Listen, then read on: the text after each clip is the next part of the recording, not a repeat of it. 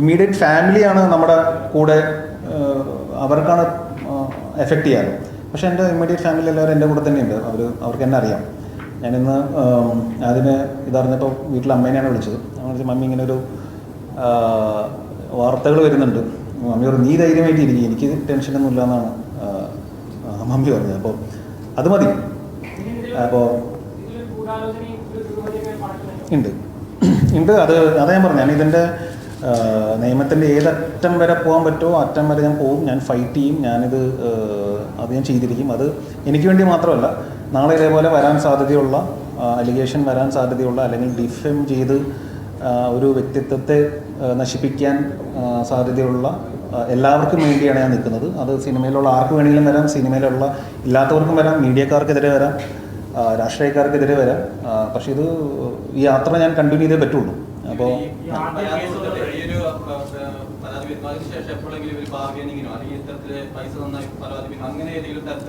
ഇല്ല, എന്നെ കോണ്ടാക്ട് ചെയ്തിട്ടേ ഇല്ല. ഇതുവരെ അങ്ങനെ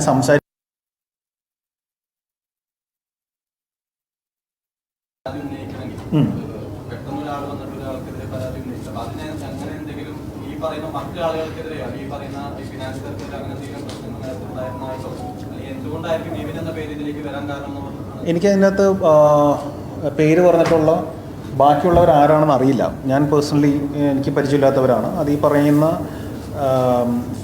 സിനിമയിൽ ഫിനാൻസ് ചെയ്യുന്ന പുള്ളിയുടെ സുഹൃത്തുക്കളാണോ എന്ന് പോലും എനിക്ക് അറിഞ്ഞുകൂടാ. ഒരുപാട് പേരുടെ പേരുകൾ അതിൻ്റെ അകത്ത് ഉണ്ടെന്നുള്ളൂ. അത് അവരാണ് അതിൻ്റെ മറുപടി പറയേണ്ടത്.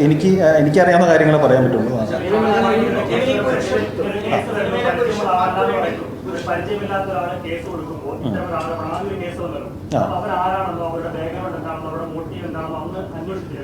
ഞാൻ ചോദിച്ചു ഇത് ചെയ്യണമെന്ന് ചോദിച്ചപ്പോൾ പറഞ്ഞു അതിന് പിന്നാലെ തൂങ്ങേണ്ട കാര്യമില്ല, നിവിൻ്റെ വർക്കായിട്ട് മുമ്പോട്ട് പോകും. ഇങ്ങനെ എല്ലാ ശബ്ദങ്ങൾക്കെതിരെ നിങ്ങൾ പ്രതികരിക്കാൻ പോയി കഴിഞ്ഞാൽ അതിന് സമയം ഉണ്ടാവുള്ളൂ. പിന്നെ അതൊരു അൺവാണ്ടഡ് ന്യൂസിലൊക്കെ വരും. അപ്പോൾ അതിൻ്റെ ആവശ്യമില്ലല്ലോ. അപ്പോൾ അത് ഞങ്ങൾ കേസ് ക്ലോസ് ചെയ്ത കാര്യം നിവിൻ ടെൻഷൻ അടിക്കേണ്ടതാണ്.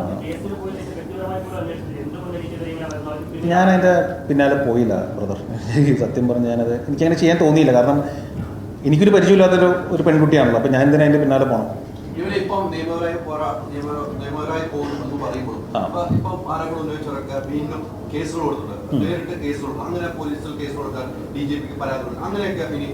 അതെ, ഞാൻ അതിനുള്ള പരാതി തയ്യാറാക്കിക്കൊണ്ടിരിക്കുകയാണ്. അപ്പോൾ ഞാൻ നേരിട്ട് പോയി പരാതി കൊടുക്കണമെങ്കിൽ നേരിട്ട് പോയി പരാതി കൊടുക്കും. അതിൻ്റെ പ്രൊസീജിയർ ഇപ്പം അങ്ങോട്ട് വന്നില്ലേ ഉള്ളൂ. അപ്പോൾ അത് എഴുതി ഒന്ന് പ്രിപ്പയർ ചെയ്യണമല്ലോ.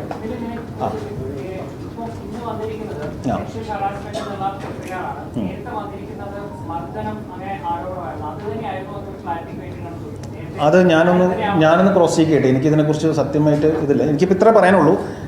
ഞാൻ ഓപ്പണായിട്ട് ഇപ്പോൾ ഇന്ന് തന്നെ വന്ന് പറഞ്ഞതിൻ്റെ റീസൺ ഇത്രേ ഉള്ളൂ. ഇതൊരു ഫോൾസ് എലിഗേഷനാണ്. ഇതൊരു ഡിഫെയിം ചെയ്യാനായിട്ടുള്ള ഒരു കരുതിക്കൂട്ടിയുള്ളൊരു ശ്രമമാണ്. അതിൻ്റെ പിന്നിലൊരു ഗൂഢാലോചന ഉണ്ടോയെന്ന് വെച്ചിട്ടുണ്ടെങ്കിൽ ഉണ്ട്. സിനിമയ്ക്കെതിരെ, സിനിമാക്കാർക്കെതിരെ ഇപ്പം എല്ലാ ദിവസവും ന്യൂസുകൾ വന്നുകൊണ്ടിരിക്കുകയാണ്. ഇതിൽ ഏതൊക്കെയാണ് ശരി ഏതൊക്കെയാണ് തെറ്റെന്നുള്ളത് നമുക്ക് അറിഞ്ഞുകൂടാ. ഒരു ഇൻഡസ്ട്രീനെ ബാധിക്കുന്ന കാര്യമാണ്. ഈ മലയാളം ഇൻഡസ്ട്രി എന്ന് പറഞ്ഞിട്ടുണ്ടെങ്കിൽ അങ്ങനെ അത്രയും മോശപ്പെട്ട ആൾക്കാർ മാത്രമുള്ള ഇൻഡസ്ട്രി ഒന്നുമല്ല. ഇവിടെ അല്ലാത്ത ആൾക്കാരുമുണ്ട്. ഇവിടെ സിനിമ മുമ്പോട്ട് പോകണം, ഈ ഇൻഡസ്ട്രി മുമ്പോട്ട് പോകണം. അത് നടന്മാർ മാത്രമല്ല, എല്ലാവർക്കും വർക്കിംഗ് ആയിട്ടുള്ള ഒരു അറ്റ്മോസ്ഫിയർ ഉണ്ടാവണം. അപ്പോൾ ഇതേപോലെ ഫോൾസ് എലിഗേഷൻസ് വരുമ്പോൾ എല്ലാവരും ഭയത്തിലാണല്ലോ. ആർക്കെതിരെ വേണമെങ്കിലും നാളെ വരുന്നൊരു അവസ്ഥയാണ്. അപ്പോൾ അത് ഇല്ലാതിരിക്കണം. അതിന് ആരൊക്കെ എൻ്റെ കൂടെ ഉണ്ടാവുമെന്ന് എനിക്ക് അറിഞ്ഞൂടാ. പക്ഷെ ആരില്ലെങ്കിൽ ഞാൻ ഒറ്റയ്ക്ക് ഇതിന് ഞാൻ പോരാടും. ഞാനിത്